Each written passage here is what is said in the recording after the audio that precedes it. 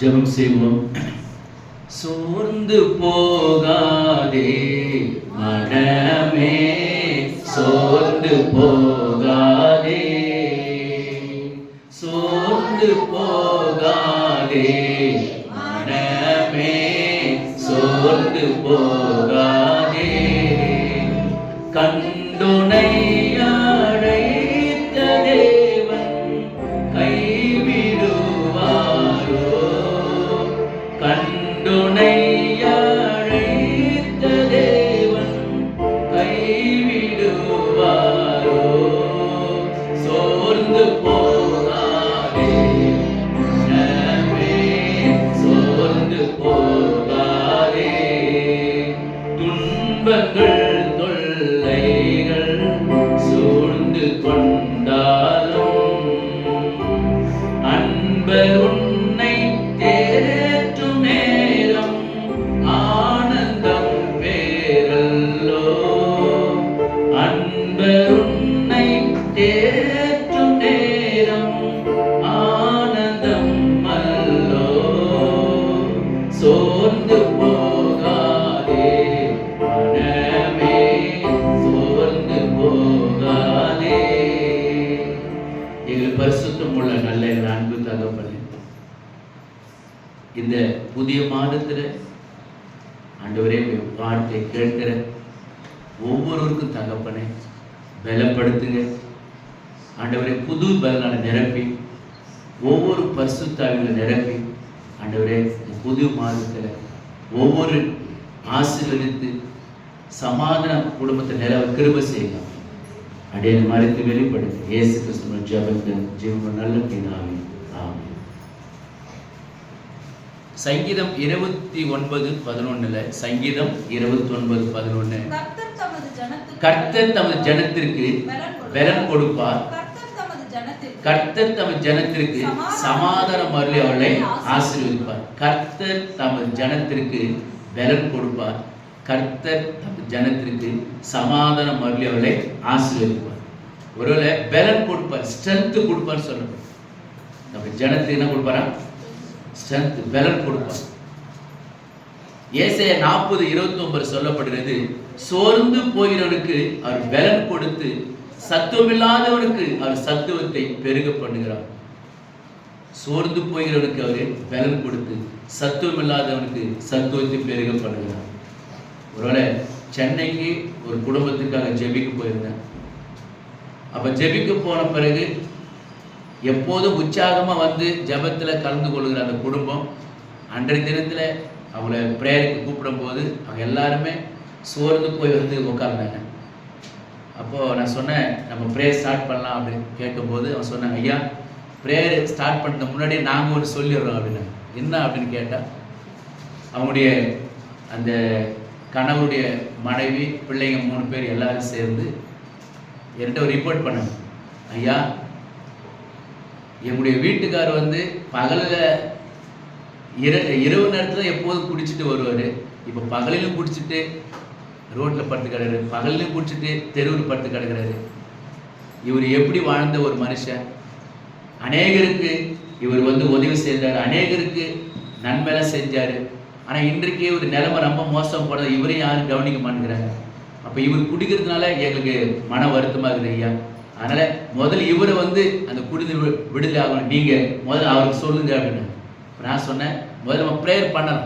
நம்ம ஜெபிக்கும் போது கர்த்தர் அவரை அவருக்கு ஒரு விடுதலை ஆண்டு கொடுப்பார் சொல்லி அந்த குடும்பத்தில் உள்ள ஒவ்வொருக்கும் நான் அப்புறம் வேத வசனம் சொல்லி ஜெபிக்க ஆரம்பித்தேன். அருமையான தேவஜனமே, ஒரு அந்த குடும்பமே சோர்ந்து போயிருந்தாங்க.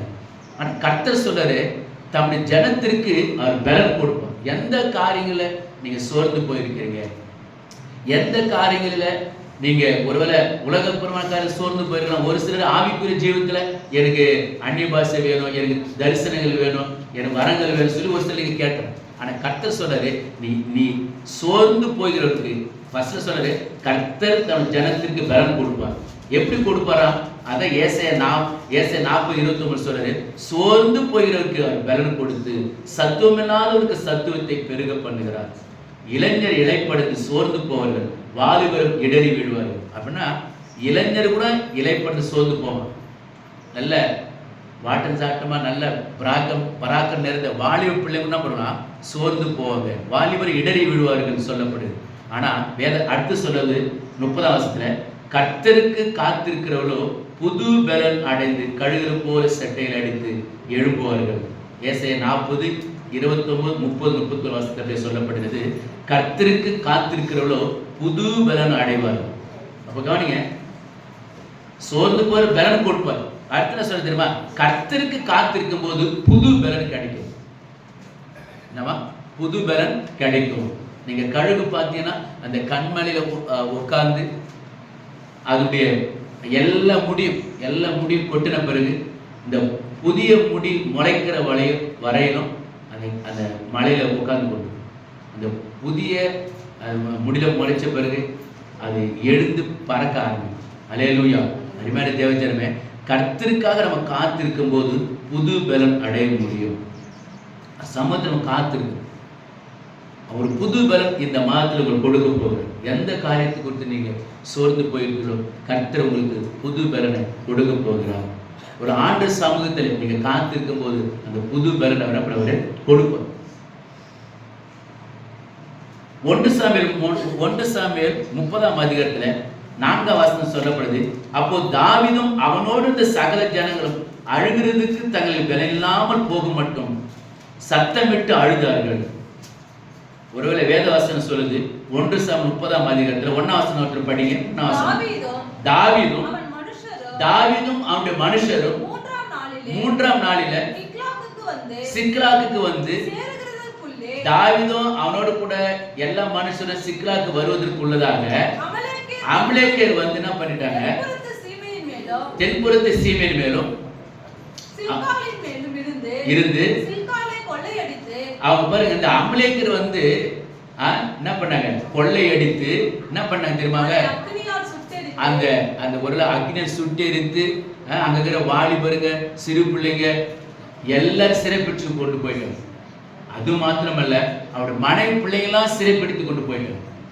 இதை வந்து தாவீது பார்த்த பிறகு அவன் எப்படி அவனும் அவனோட இந்த ஜனங்களும் அழுகிறதற்கு தங்கள் பலனில்லாமல் போக மட்டும் சத்தமிட்டு அழுதான்.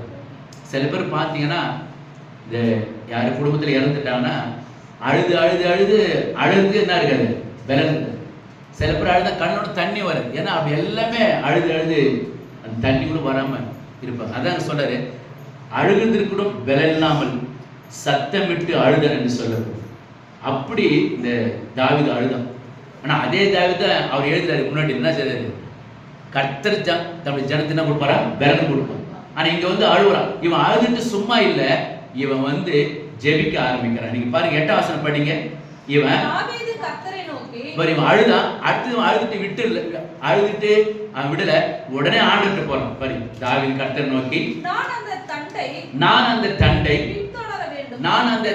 பின்தொடர வேண்டுமா, அதனை பிடிப்பேனோ என்று கேட்டான். அதற்கு அவர், அதை நீ பின்தொடர், அதை நீ பிடித்து நீ சகலத்தையும் திருப்பிக் கொள்வாய். ஒரு அல்ல சொல்லுமா. அப்ப இவன் அழுதான். ஒரு தன்னுடைய மனைவி பிள்ளைலாம் சிறைப்படுத்திட்டு போயிட்டாங்க. ஆனா அவன் அழுதுட்டு விடல. அவன் ஆண்டு நோக்கி அவன் போய் ஜெபிக்க ஆரம்பிச்சான். ஆண்டு சமூகத்துக்கு போனான்.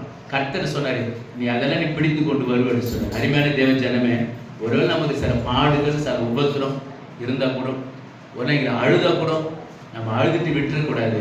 நம்ம ஜெபிக்கும். ஆண்டு போய் மறுபடியும் ஜெபிக்கும். அப்படி ஜெபிக்கும் போது உங்களுக்கு ஒரு புது பலனை அறப்படுறவர் உங்களுக்கு தருவார். ஒரு புது பலனை உங்களுக்கு தருவார். அப்போஸ்தலர் 1:8 சொல்றாரு, பரிசுத்த ஆவி உங்களிடத்தில் வரும்போது என்ன ஆடுவீங்க, பலன் ஆடுன்னு சொல்றாரு. அவர் வந்து நீங்க அந்த அந்த பரிசுத்த ஆவி என்ன பண்ண பலப்படுத்துவார். ஒரு புது பலன் உங்களுக்கு வரும். பரிசுத்த ஆவி வரும்போது என்ன பண்ண பலன் ஆடுன்னு சொல்லப்படுது. அவர் பலப்படுத்துவார். நீங்க லூக்கா 24:49 சொல்றாரு. லூக்கா 24:49 சொல்றாரு. என்ன சொல்றாரு தெரியுமா? அந்த இடத்துல வசனம் சொல்லுது, இயேசு சொல்றாரு, உன்னதத்திலிருந்து படிக்க பார்க்கும். லூக்கா 24:49 சொல்றாரு, உன்னதத்து வரும் பலனால் தரிப்புக்கு வரையணும். எங்க இருக்கு சொல்றாரு, எருசலேம்ல நீங்க இருக்கணும் அப்படின்னு. எருசலேம்ல காத்துருங்க. படிக்க பார்க்கும். என் பிதா வாக்குத்தத்தம் பண்ணினதை நான் உனக்கு அனுப்புகிறேன். நீங்களோ நீங்களோ உன்னதத்தில் வரும் பலனால் தரிப்பிக்கப்படும் வரைக்கும் எருசலேம் நகரத்தில் இருங்கள் என்றார். நல்லா கவனிங்க. அப்போ அவர் தம்மோடு கூட இந்த சீஷரை பார்த்தார். சொல்றது இந்த உன்னதத்தின் பலன் பெருகிற வரையிலும் நீங்க காத்துருங்க, எருசலேம் காத்துருங்க சொன்னார். அப்படிதான் அவங்க காத்திருந்தாங்க. அப்போஸ்தலர் 1ஆம் அதிகாரத்துல 14ஆம் வசனம் சொல்லப்படுது. அவங்க எல்லாரும் யாரு? சீஷர்கள், அப்புறம் ஒரு சில பெண்கள், மரியம்மா. படிங்க வசனத்தை. அப்போஸ்தலர் 1:14. அங்கே இவர்கள் எல்லோரும் ஸ்திரீகளோடும் இயேசுவின் தாய் மரியாளோடும் அவர் சகோதரரும் கூட ஒருமனப்பட்டு ஜபத்திலும் வேண்டுதலும் தரித்திருந்தார்கள். அல்லேலூயா. பாருங்க, அவங்க எல்லாரும் ஒருமனப்பட்டு ஜபத்தில் வேண்டுதல் தரித்திருந்தார்கள். அதே அப்போஸ்தலர் 2ஆம் அதிகாரத்தில் படிக்கும் போது அவர் எல்லாரும் ஒருமனப்பட்டு ஜெபிக்கும் போது, அந்த பெந்தெகோஸ்து நாளில் ஜெபிக்கும் போது ஒரு அந்த இடத்துல அக்கினிமயமான நாவுகள் வந்து இறங்கினது. அல்லேலூயா. வேதவசனம் சொல்லுது, அந்த எல்லாருமே அந்த ஆவி பரிசுத்தம் இறங்கினாரு. எல்லாரும் தங்கள் வரத்தின்படி வெவ்வேறு பாஷையில் பேசணும்னு சொல்லப்படும். அப்போ ஆண்டவர் சொல்றாரு, அவங்க எல்லாரும் நீங்க உன்னதத்தின் இந்த பலன் தரிப்பிக்க வரையும் எருசலேம் காத்துன்னு சொன்னேன். அப்போ அந்த பலனை பெறுவதற்கு அவங்க காத்திருந்தாங்க. அல்லேலூயா. அருமையான தேவச்சனமே, ஒருவேளை இந்த பரிசுத்த ஆவி உங்க மேல இறங்கும் போது ஒரு துக்கங்கள் மாறும். பரிசுத்தம் மேல இறங்கும் போது உடைய கவலைகள் மாறும். பரிசுத்தம் மேல இறங்கும் போது நீங்க ஒரு புது பலனை நீங்க பெற முடியும். அல்லேலூயா. ஒரு புது பலன் நீங்க பெற முடியும். நீங்க காத்திருக்கணும். அப்போ அந்த உன்னதத்தின் பலன் பெருகிற வரையில் நீங்க எருசலேம் இருங்க என்று ஒரு ஆண்டவர் சொன்னார். அதே போல அந்த பலனை பெருகிற வரை காத்திருந்தார்கள். ஏசாயா 61:7 சொல்றது, உங்கள் வெட்கத்திற்கு பதிலாக என்ன வருமா? ரெட்டத்தினா வருமா? பலனும். நீங்க எந்த இடத்துல ஏமாந்து போய் எந்த இடத்துல நீங்க வெட்கப்பட்டீங்களோ, ஒரு ஏசாயா சொல்றாரு, உங்கள் வெட்கத்துக்கு பதிலாக என்ன வருமா? ரெட்டத்தினா வருமா? பலன் வரும் என்று சொல்றாரு. பலன் வரும் என்று சொல்றாரு. வெளிப்படுத்தின 3ஆம் அதிகாரம் 8ஆம் வசனம் சொல்றது, உனக்கு கொஞ்சம் பலன் இருந்தும் என் நாமத்தை மறுதலி அப்படின்னு சொல்றது. உனக்கு கொஞ்சம் பலன் இருந்துன்னு சொல்ற. அப்போ ஒருவேளை அந்த கொஞ்சம் பலத்தோடு ஆண்டு சமூகத்தில் நீங்க ஜெபிங்க. இந்த கொஞ்சம் பலத்தோடு நீங்க ஜெபிக்கும் போது உங்களுக்கு புது பலன் அவர் என்ன பண்ணுறது கொடுப்பார். ஒரு புது பலன் அவர் நமக்கு கொடுப்பாரு. நீங்க வேதத்துல படிக்கும் போது 2 கொரிந்தியர் அதிகாரத்தில் படிச்சு பார்த்தீங்கன்னா 2 கொரிந்தியர் அதிகாரம் 12ஆம் அதிகாரத்துல அங்க ஒரு சம்பவத்தை நம்ம பார்க்க போறோம். அங்க பவுலை பத்தி அங்க எழுதப்பட்டிருக்கு. 2 கொரிந்தியர் 12ஆம் அதிகாரத்தில் சொல்றாரு பாருங்க. 12:7 படிங்க. அன்றியும் எனக்கு வெளிப்படுத்தப்பட்டவைகளுக்குரிய மேன்மை நிமித்தம் நான் என்னை உயர்த்தாதபடிக்கு என் மாம்சத்திலே ஒரு முள் கொடுக்கப்பட்டிருக்கிறது. என்னை நான் உயர்த்தாதபடிக்கு அது என்னை குட்டும் சாத்தானுடைய தூதனாய் இருக்கிறது. அது என்னை விட்டு நீங்கும்படிக்கு நான் 3 தரம் கர்த்தரிடத்தில் வேண்டிக் கொண்டேன். நிறுத்துங்க. அருமையான தேவஜனமே, ஒருவேளை பவுலுக்கு ஏன் அந்த முள்ளு கொடுக்கப்பட்டது? ஏன் அவனுக்கு அந்த முள்ளு கொடுக்கப்பட்டதுன்னா வேதவசனம் சொல்லுது பாருங்க, அன்றியும் எனக்கு வெளிப்படுத்தப்பட்டவர்களுக்குரிய மேன்மை நிமித்தம் நான் என்னை உயர்த்தாதபடி.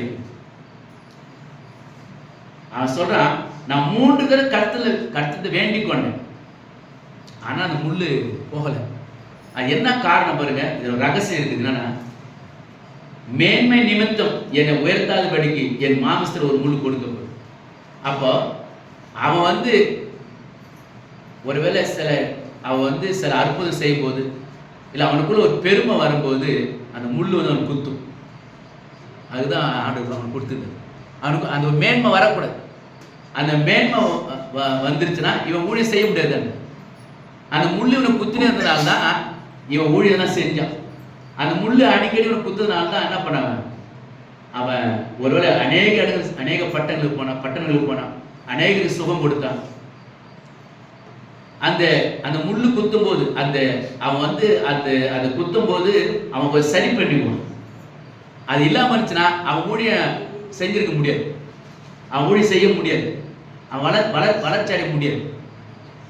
அதுதான் அந்த ஒரு வேதவாசி சொல்லுது, மேன்மை நிமித்தம் நான் என்னை உயர்த்தாதபடிக்கு என் மாம்சத்தில் ஒரு முள் கொடுக்கப்பட்டிருக்கிறது. அருமையான தேவஜனமே, ஒரு சிலர் நல்லா ப்ரேயர் பண்ணுவாங்க, ஜெபிப்பாங்க. ஆனால் அவங்க சரீரத்தில் ஒரு வியாதி இருக்கும், இல்லை அவங்க ஒரு முள், அதான் அந்த வியாதி வந்து ஒரு முள்ளாக இருக்கும். அந்த வியாதினால அதனால அவங்க என்ன பண்ண முடியாது, அது நிமித்தம் அவங்க ஒரு முள்ளை அது உயர்த்தாத படிக்கு அந்த முள்ளு அவங்களுக்கு கேட்பாங்க, ஆண்டவர்கிட்ட எங்க இந்த வியாதி எடுத்து விலகுன்னு சொல்லி கேட்பாங்க. ஆனால் ஒரு சிலர் அது இருக்கும். ஏன்னா அது இருந்தால் தான் அவங்க ஒழுங்காக ஊழியம் செய்ய முடியும். இல்லைன்னா ஆகிடுவாங்க, பெருமை வந்து என்ன ஆகிடுவாங்க, ஊழியம் டேமேஜ் ஆகிடும். இன்னொரு டைப் இருக்குது, அவங்க இந்த முள்ளு கொடுக்கப்பட்டு இருந்தோம், இன்னும் அவங்க சரியில்லை இவங்க சரியில்லை சொல்லி பெருமையாக பேசுவாங்க. அது ஒரு டைப்பு. அந்த முள்ளு ஏன் கொடுக்கப்பட்டது, நீ உனக்கு உயர்த்தக்கூடாது, நீ வந்து ஒரு தாழ்மையாக இருக்கணும், அதுதான் அவங்க கொடுக்குற. ஒரு சிலருக்கு அந்த முள்ளு கொடுக்கப்பட்டோம் என்ன பண்ணுவாங்க, தன்னை பெருமையாக உயர்வாக பேசுவாங்க. அது ஒரு குரூப் இருக்குது. ஆனால் பவுல் பாருங்க, அவனுக்கு முள்ளு கொடுக்கப்பட்டனாதான் அவன் அநேக பட்டணங்கள் ஆண்டவர் கொண்டு போனான். ஏன்னா அடிக்கடி அது குத்தும் போது அந்த வியாதி அவனுக்கு, நீங்கள் பார்த்தீங்கன்னா வேத ஆராய்ச்சியர் சொல்கிறாங்க, அவன் கண்ணில் வந்து தண்ணி வடிஞ்சுனே இருக்கும் அவன் கண்ணில். அப்புறம் ஒரு விதமான வியாதி, அவன் முள் கொடுக்கப்படும். அது இருந்தால்தான் அவன் தன்னை உயர்த்த முடியல, அவன் அப்படியே ஊழியத்தை செஞ்சுன்னு அப்படியே போனான். அது இருந்துச்சுன்னா மாதிரி எதுவும் சிந்திக்க மாட்டான். அல்லேலூயா. பாருங்க, அதுதான் ஆண்டவர் சொல்றாரு 9ஆம் வசனம், அதற்கு அவர் என் கிருபை உனக்கு போதும், பலவீனத்தில் என் பலன் பூர்ணமாய் விளங்கும். அதை சொல்ற, எப்ப அந்த முள்ளு குத்தும் போது நான் வரேன், நான் வந்து சுகம் கொடுப்பேன். அல்லே சொல்லுமா, அது குத்தும் போது நான் வரேன், என்னுடைய கிருபை உனக்கு, அது சொல்றாரு என் கிருபை உனக்கு போதும், பலவீனத்தில் என் பலன் பூர்ணமாய் விளங்கும். அது வரும்போது நான் ஒரு இடையில நான் வந்து சுகம் கொடுப்பேன். அல்லேலூயா. அதான் என் கிருபை உனக்கு போதும், பலவீனத்திலே என் பலன் பூர்ணமாய் விளங்கும் என்றார். அல்லேலூயா. பாருங்க, ஆண்டவர் வந்து ஒரு பவுல அந்த அந்த அந்த பலவீன நேரத்தில் அவருக்கு நான் உன் கூட இருக்கு, நான் உன்னை பலப்படுத்த சொல்ல, அந்த தேவன் நம்மோடு கூட இருக்கிறார். அருமையான தேவ ஜனமே, இன்றைக்கு இந்த புதிய மாதத்தில் இந்த செய்தி கேட்டுக்கொண்டு நீங்கள் ஒருவேளை ஆண்டவர் உங்களை பலப்படுத்துவார், ஒரு புது பலனை அவர் கொடுப்பார். அதே அதிகாரத்தில் நீங்கள் படிக்கும்போது சங்கீதம் 29:12, கர்த்தர் தம்முடைய ஜனத்திற்கு பலன் கொடுப்பார், கர்த்தர் தம்முடைய ஜனத்திற்கு சமாதானம் அருளி என்ன பண்ணணும், ஆசீர்வதிப்பார். சமாதானத்தை கொடுக்கிற ஒரு தேவன். எந்த காரியங்களில் நீங்கள் சமாதானம் இல்லாமல் இருக்கு, சமாதானம் இல்லையா, ஒரு வியாதினால சமாதானம் இல்லாமல் இருக்கீங்களா, கடன் பிரச்சனை சமாதானம் குறைச்சல் இருக்குதா, இல்லை ஒரு வீடு கட்ட முடியாமல் பிரச்சனை இருக்குதா, இல்லை ஒரு சரியான நிம்மதி இல்லையா, கணவரை குறித்து பிள்ளைகளை குறித்து ஒரு சமாதானம் இல்லாமல் இருக்கீங்களா, ஆனால் ஆண்டவர் சொல்றாரு அவங்களுக்கு நான் சமாதானத்தை கொடுப்பேன் சொல்றேன். அல்லேலூயா. ஆமாம், இருக்கிறதுல பெரிய ஆசீர்வாதம் தெரியுமா, சமாதானம். அல்லேலூயா. அவர் சொல்றாரு நான் சமாதானம் அருளி அதை ஆசீர்வதிப்பேன் சொல்றேன். அப்போ அந்த தேவன் நம்மோடு கூட இருக்கிறார். இந்த வசனத்தை நீ சொல்லி ஜெபிங்க, ஆண்டவரே நீங்கள் எங்களுக்கு சமாதானத்தை கொடுங்க, என் குடும்பத்தோட சமாதானத்தை கொடுங்க, எங்களை நீங்கள் ஆசீர்வதிங்க, என் பிள்ளைகளை தொடுங்க, என் கணவர் தொடுங்க, என் மனைவி மாதிரி தொடுங்க. நீங்கள் கேட்கும்போது அந்த சமாதானத்தை அவரை கொடுப்பார். அல்லேலூயா. ஆமாம், கர்த்தர் வந்து அந்த புது பலனை கொடுப்பார். நான் ஏற்கனவே உபவாச பிரேயர் கூட அவங்க சொல்லி கொடுத்துருக்கேன்.